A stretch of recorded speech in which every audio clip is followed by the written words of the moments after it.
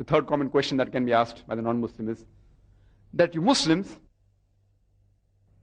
you subjugate the woman by keeping her in the veil. You keep her in the hijab, in the parda, in the veil, and you subjugate her. You look down upon her by keeping in the veil. In fact, Islam is the first religion which gave rights to the woman. And Prophet Muhammad ﷺ was the major benefactor who uplifted the woman. And if you analyze the history of how women were treated in the previous civilizations, for example, if you read the history of Babylonian civilization, there, if a man murdered a woman, instead of the man punished, the wife of the man was punished. If you read the history of the Greek civilization, the Greeks, they called the woman as the Pandora. Pandora was the name given, as a sign of misfortune. And woman in the Greek civilization, she was used only for sex and pleasure. If you read the history of the Roman civilization, there were a lot of nudity and promiscuity amongst the women, and the women were ill-treated.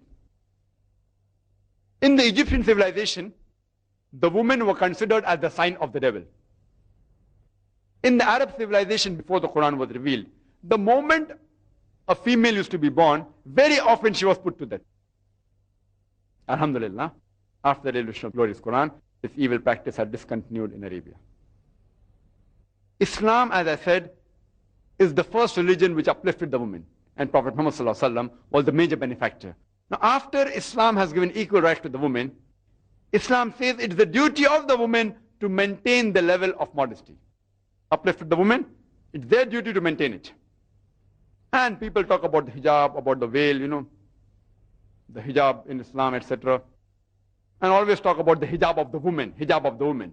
But Allah subhanahu wa ta'ala, in the glorious Quran, first speaks about the hijab for the man and then of the woman. If you read the Quran, Quran says in Surah Nur, chapter number 24, verse number 30, that say to the believing man that he should lower his gaze and guard his modesty. That whenever a man looks at a woman and any brazen thought comes in his mind, any unashamed thought comes in his mind, he should lower his gaze. First, the Quran mentions the hijab of the male. There was once a friend of mine, who was a Muslim, who was staring at a girl for a long time. So I told him, brother, what are you doing? It's not allowed in Islam. So he told me, brother, our beloved Prophet said that the first glance is allowed. I have not yet completed half my glance.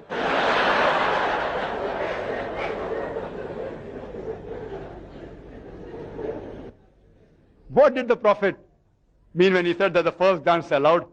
The Prophet didn't mean that you can look at a woman and without blinking look at her for 10 minutes and then say, that my glance is not complete.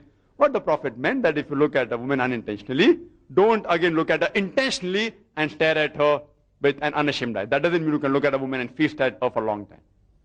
That's what the Prophet meant. Intentionally don't look at her. Again, don't feast on her beauty, etc. The next verse of the glorious Quran, Surah Nur, chapter 24, verse number 31, speaks about the hijab for the woman.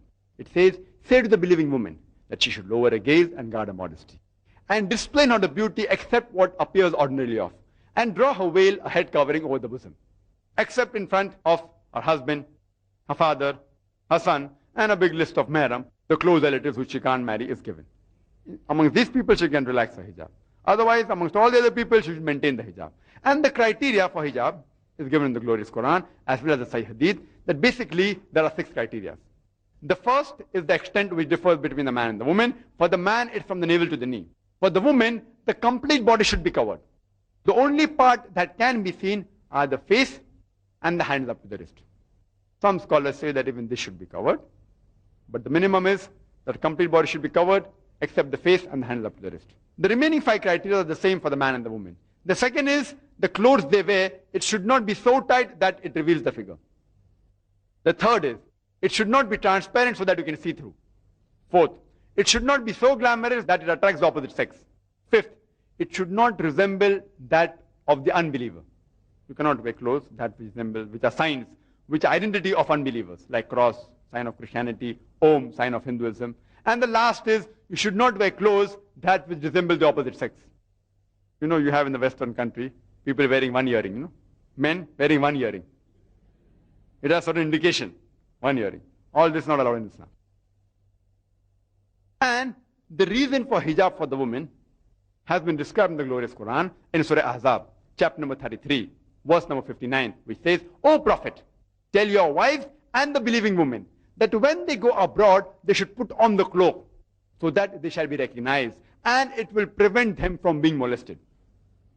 The Quran says that hijab has been prescribed for the women so that they shall be recognized, and it will prevent them from being molested. I want to ask you a question. Let's suppose there are two sisters who are twins and who are equally beautiful. They're very beautiful, and they're walking down the streets of Singapore. One is wearing the Islamic hijab, complete body covered, except the face and the hands up to the wrist.